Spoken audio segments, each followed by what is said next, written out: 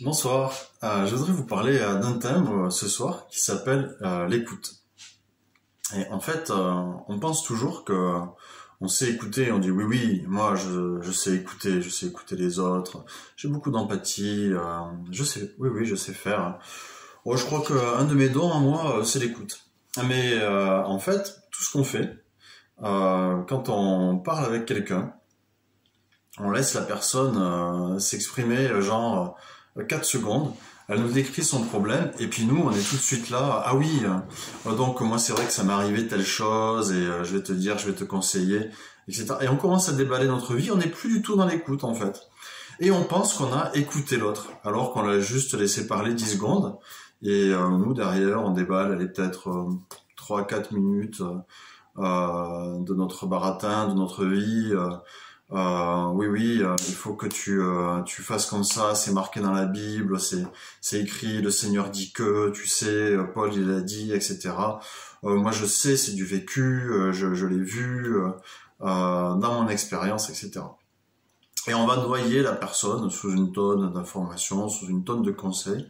Puis finalement, on lui aura rien apporté, mais nous, on aura l'impression d'avoir bien travaillé pour Jésus. On aura bien annoncé l'évangile, on aura bien témoigné, on sera fier. Oui, je suis fier de mon témoignage, je suis fier d'avoir annoncé l'évangile.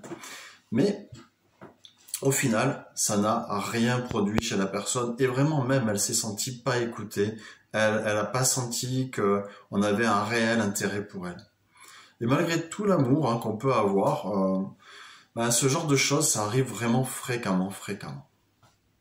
On n'est pas habitué à écouter. On est habitué à témoigner, on est habitué à évangéliser, on est habitué à prier pour les gens, on est habitué à, voilà, alors raconter des choses, peut-être voilà, essayer de trouver des analogies, etc. par rapport à ce qu'ils nous racontent. Mais au final, on croit qu'on est doué pour l'écoute, mais on est zéro. On est des grosses billes. Ah oui. Alors, que faisait Jésus? Jésus, bon, il n'était pas tout le temps dans l'écoute, mais souvent quand même, on voit qu'il est... Que veux-tu que je te fasse? D'abord, parle-moi, raconte-moi d'abord. Euh, des fois, les gens viennent vers lui, et c'est Dieu. C'est c'est Dieu en personne, il sait tout. Quand le centurion va vers lui, il lui dit pas, bah, écoute, je sais tout à fait que ton serviteur est malade, ou un autre, je sais que ta fille est malade, ne t'inquiète pas, ça va bien. Non, il les prend pas comme ça. Il les écoute. Il sait que tout est ainsi, mais il les écoute, il prend le temps. Euh, Également, quand Marthe et Marie viennent vers lui au décès de Lazare, il va pas tout de suite leur annoncer la bonne nouvelle qui va ressusciter Lazare. Il les laisse parler, il les laisse exprimer leur ressenti, même si leur ressenti par rapport à lui est faux, qu'il n'est pas juste. Il ne les corrige pas sur ce qu'il est, sur qui il est, sur ce qu'il va faire, sur ce qu'elle devrait croire. Il ne les corrige pas du tout là-dessus.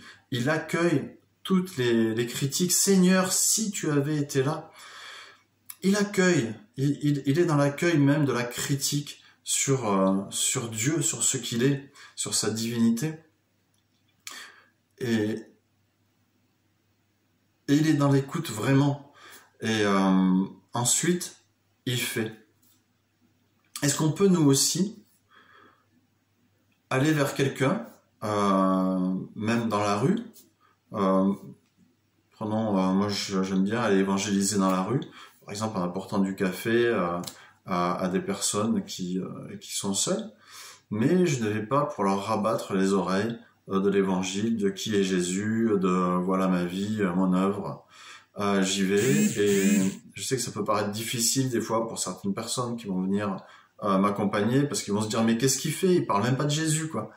C'est-à-dire que je leur porte du café, je rigole avec eux, je les écoute. S'il y en a un qui se met à rapper ou des trucs comme ça, ouais, je vais l'encourager, je vais pas danser, je sais pas danser, hein, je vous avoue, mais voilà, je vais l'encourager, je vais l'écouter, et puis après, peut-être à un moment donné, c'est là que ça peut paraître long pour certaines personnes, peut-être parce que je suis capable de faire ça pendant une demi-heure sans parler de Jésus, peut-être plus même, des fois 1 heure. Et à un moment donné, oui, je vais leur proposer peut-être un service. Peut-être que le gars, il a besoin d'un sandwich, peut-être qu'il a besoin de draps, peut-être qu'il a besoin, je sais pas ce que je pourrais faire pour lui, ou voilà, ou peut-être qu'il a besoin d'une aide pour un papier, peut-être qu'il a besoin de prière, et je vais lui proposer la prière, voilà, tout simplement, pour qu'il voit le royaume directement. Je peux faire ça aussi, peut-être aller dans la rue et puis demander à une personne si elle veut que je prie pour elle. Puis peut-être que la personne, elle va vouloir parler avant ou après.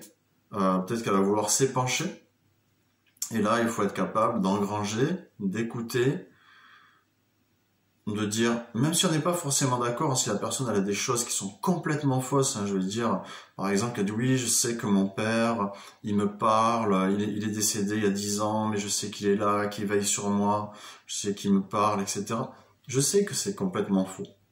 Je sais que bibliquement, c'est quelque chose qui est faux. Mais je ne vais pas reprendre la personne en lui disant oui, tu sais, dans la Bible, il est écrit qu'on ne doit pas parler aux morts, qu'on ne doit pas les invoquer. C'est Jésus seul. Maintenant, ton papa, s'il est mort en croyant en Jésus, ben, il est avec lui. Je vais pas lui parler comme ça. Je vais accepter sa croyance, même si elle correspond pas à la mienne. Je vais accepter sa croyance. Ça veut pas dire que je suis d'accord, mais j'accepte ce qu'il me dit et je le reçois. Je vais dire ah oui, donc ah oui, ah d'accord. Mais ça, une façon de ponctuer, mais pas de dire que je suis vraiment ok avec ce qu'il dit, mais que j'ai entendu.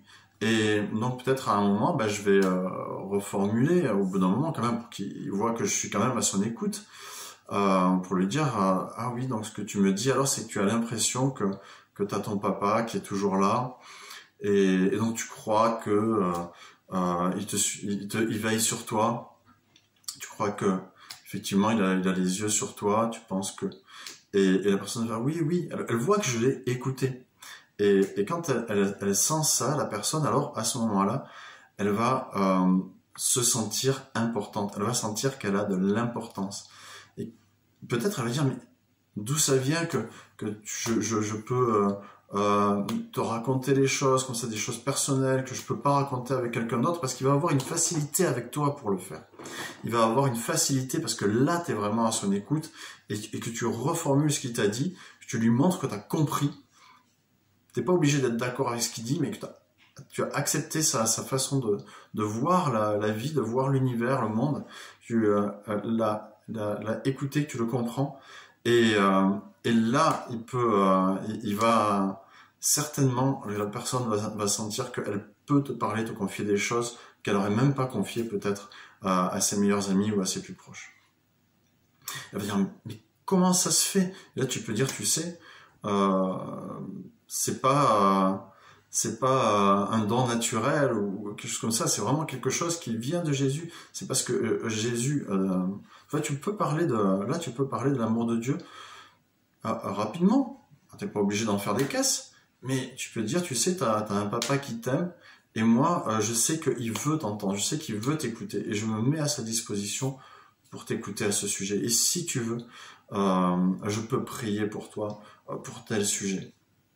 Parce que ton papa, moi je sais que je pense qu'il est avec Jésus. Je pense qu'il est au paradis actuellement. Et je peux, si tu veux, prier que tu puisses recevoir la consolation que papa il veut te donner. Et là, tu peux prier pour la personne, si elle accepte, tu peux lui dire, bah écoute, est-ce que je peux mettre ma main sur toi? Est-ce que tu acceptes que je te touche? Surtout en cette période de Covid là. Voilà, faut être prudent. Et puis, quand la personne, si la personne elle dit oui, bon, même si elle dit non que tu la touches, mais qu'elle est ok, que tu pries pour elle tout de suite. Comme ça, elle voit que tu as la foi, elle voit que tu t'attends à ce que Dieu agisse, elle voit que tu t'attends à ce qu'il agisse maintenant, et que pour toi, ben, Jésus, il est vivant. Et quand la personne, tu as prié pour elle, tu la laisses pas comme ça, tu lui dis, ben, écoute, est-ce que tu as ressenti quelque chose? Est-ce que tu as vécu quelque chose quand j'ai prié pour toi? Et si la personne te dit oui, j'ai senti comme une chaleur qui me parcourait ou un frisson, je pense que waouh, c'est l'Esprit Saint qui agit. Effectivement, l'Esprit Saint agit, la personne le ressent. Il faut qu'elle le sache que l'Esprit Saint agit, que Yeshua est vivant et que tu le vis et qu'elle est en train de le vivre. Parce que la personne, elle va ressentir que Jésus, que Dieu agit, mais elle va pas savoir ce que c'est. Elle va même pas savoir ce que c'est, elle va peut-être même pas faire attention. Mais si toi, tu lui attires son attention dessus, parce qu'elle n'est pas habituée à avoir cette sensibilité à l'Esprit Saint, elle n'est pas habituée, elle connaît pas. Mais toi qui es habitué, tu peux le guider. Et tu peux lui expliquer que c'est Jésus vraiment qui est en train d'agir, son Esprit Saint. Et là, la personne, elle va commencer à voir le royaume. Elle va commencer à vivre des choses. Et si elle veut en savoir plus, tu peux l'amener plus loin. Voilà ce que je voulais te dire sur l'écoute aujourd'hui. On croit souvent qu'on sait écouter, mais en vérité, on ne sait pas. On sait juste débiter ce qu'on a appris dans l'église, qu'on a écouté le dimanche, les cours d'évangélisation, les façons de témoigner, etc. Ça, on sait débiter. Mais voilà, il manque quelque chose. Avant, prends le temps, pose-toi, prends le temps d'écouter. Je prie que Papa développe ce don en toi, qu'il développe ce don en moi, parce que moi, j'en ai vraiment besoin aussi. Je me prêche à moi-même, en vérité. Et voilà, Saint-Esprit, viens en nous de donner cette patience, cette écoute, cet amour que tu veux communiquer aux autres, pour qu'ils puissent savoir que vraiment tu les aimes, que tu es là pour eux, et que voilà, notre prédication ne soit pas par la parole, le blablatage, mais que ce soit par la puissance, la puissance de ton amour, qui va renverser les forteresses de pensée, qui va renverser les raisonnements, qui va renverser les murailles de douleur, les murailles de tristesse, et on va avoir une grande joie dans la vie des personnes dont on va être à l'écoute avec toi. Amen.